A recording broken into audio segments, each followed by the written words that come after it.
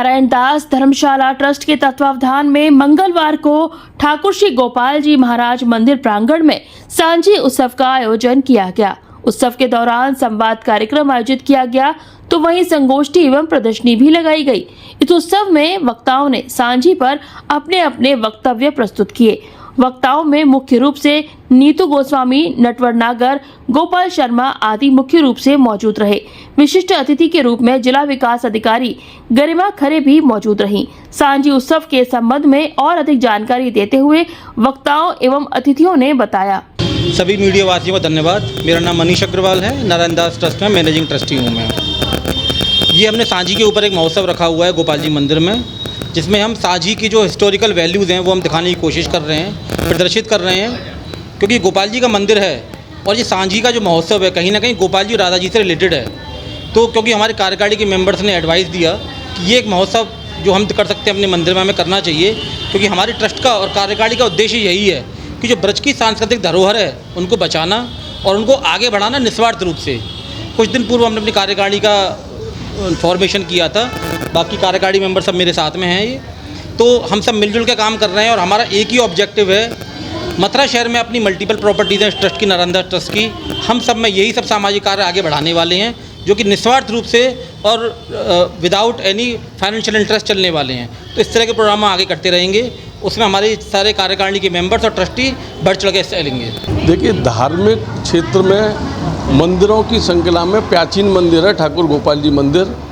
यह अति प्राचीन मंदिर, क्योंकि ठाकुर द्वारकाधीश जी रंगजी महाराज मंदिर के साथ में इस मंदिर का निर्माण हुआ, तो करीब 300 साल प्राचीन मंदिर है। जो भी कलाएं, जो भी धार्मिक संस्कृति विलुप्त होती जा रही हैं, उन विलुप्त कलाओं को पुनर्जीवित करने के लिए सांझी कला, क्योंकि कुछ वर्षों से बिल्कुल शून्यता के शिखर पर पहुंच गई थी, उसको पुनः मंदिरों के माध्यम से एकत्रित करने के लिए और जनता और बच्चों और बड़ों को जोड़ने के लिए कि सांझी कला भी कोई कला होती है और वो किस प्रकार से यहाँ ब्रजमंडल की शोभा पूर्व में रही है, जिसने आज राजस्थान, गुजरात और अन्य प्रदेशों का रुख ले लिया है, उसको जीवंत करने के लिए यहाँ ट्रस्टियों के माध्यम से हमारे मनीष अग्रवाल जी के सहयोग से और जो नई कार्यकारिणी मंदिर में सेवा प्रमुख के रूप में जो बनाई गई है, सेवा करने के लिए निश्चित तौर पर तो आदरणीय राजकुमार जी, दीपक कुमार एडवोकेट हमारे भैया, उषा सोलंकी जी, बाकी सभी लोगों ने निस्वार्थ मेहनत करके सीमा मोरवाल जी को संयोजक बना के,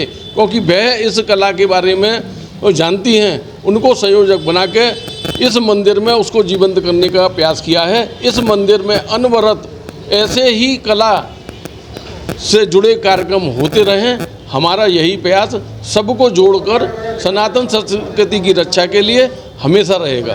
ठाकुर श्री गोपाल जी महाराज मंदिर में आज इस ट्रस्ट के माध्यम से आयोजित किया जा रहा है यह सांझी कार्यक्रम मेरे लिए एक सौभाग्य की तरह से है, क्योंकि हम जब से यहाँ आए हैं ब्रज की विशाल संस्कृति जो है उससे परिचित होने का प्रयास कर रहे हैं और इसमें सीमा जी ने और ट्रस्ट ने मुझे बुलाया है, ये मेरे लिए वाकई सौभाग्य का विषय है। सांझी यहाँ की बहुत प्राचीन परंपरा से उपजी एक कला है जिसके बहुत सारे आयाम हैं। जितना थोड़ा बहुत मैं समझ सकी हूँ, मुझे जो समझ में आया था मेरी अपनी सहज बुद्धि से, उसको मैं यहाँ पर जो वक्तव्य सुन रही हूँ उससे लगता है कि शायद कुछ सही दिशा में बढ़ रही थी। मुझे भी यही लगा था कि संध्या से, सांझ से इसका जो है ओरिजिन है और हमको जो समझ में आता है कि सांझ जो समय होता है वो एक सुकून का एक समय होता है, जब मनुष्य जो है वो थक हार करके दिन भर के कामों से लौट करके आता है, वो कुछ ऐसा चाहता है जिससे कि उसको एक नवीनता, उत्साह और उसका संचार हो और उसके साथ साथ प्रकृति भी उस समय एक उस विश्राम की और उसके में लगती है। जैसा कि भी आप बता रहे थे कि अगर कृष्ण जी जब वो जाते रहे होंगे सवेरे से माँ के द्वारा पठा दिए गए, जब लौट करके आते होंगे तो नीलाभ आसमान में और उसकी छटा में, गोधूली बेला में और वंशी उनकी जो बजती होगी वो वाकई ब्रजवासियों के थकान को उतार देती होगी और उसकी जो एक अनुभूति, अभिव्यक्ति होती होगी संभवतः वो, और जैसा कि राधा कृष्ण की लीला और उनको रिझाने के से इसको जोड़ा है, तो ये एक बहुत ही अद्भुत मेरे लिए अनुभव है। और अब तो हम तो अभी बहुत कुछ सुन करके और जानने की स्थिति में हैं और मैं इस आयोजन के लिए बहुत बहुत धन्यवाद देती हूँ और मुझे यहाँ बुलाने के लिए। संध्या कहते हैं और इस समय की अधिष्ठात्री ब्रह्मा की मानस पुत्री संध्या के लिए कहा जाता है। संध्या के दो भाग हैं, ऊर्ध्व भाग और अधोभाग। ऊर्ध्व भाग जो है वो देवताओं के ऊर्ध्वभाग का जो समय है वो देवताओं के अर्चन का समय है और अधोभाग का जो समय है वो पितृश्वरों के अर्चन का समय है। इसीलिए पितृपक्ष में ही संध्या के समय सांझी के पूजन अर्चन की परंपरा हमारे यहाँ है।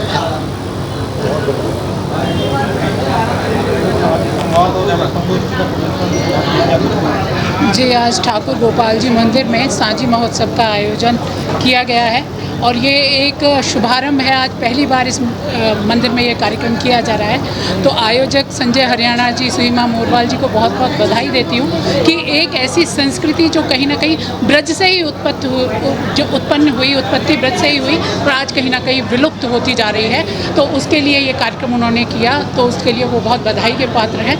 और मैं तो सभी से ये कहना चाहूँगी कि हमारे गाँव में सांझी बना करती थी, लेकिन आज वो कल्चर कहीं ना कहीं ख़त्म हो रहा है। तो इस चीज़ को हम जो ब्रजवासी हैं उनको भी आगे लेके आना चाहिए कि जो कलाकार हैं जिनके अंदर ऐसी कलाकारी है, जो इस काम में माहिर है, बहुत सारी कलाएं ऐसी हैं जो ब्रज में थी लेकिन आज कहीं ना कहीं खत्म हो रही हैं। तो उनके लिए समाज को भी साथ आना चाहिए। और फिर हमारे यहाँ तो ब्रज तीर्थ के विकास के लिए इतना बड़ा बोर्ड बना हुआ है, तो मैं तो प्रशासन से भी यही आग्रह करूँगी कि ऐसे कलाकारों को कहीं खोने ना दें, ऐसे कलाकारों को साथ लाएं और जो आयोजन यहाँ पे अभी छोटा हो रहा है इसको बड़े रूप में किया जाए और जो ब्रज की कला है वो बाहर तक जाए।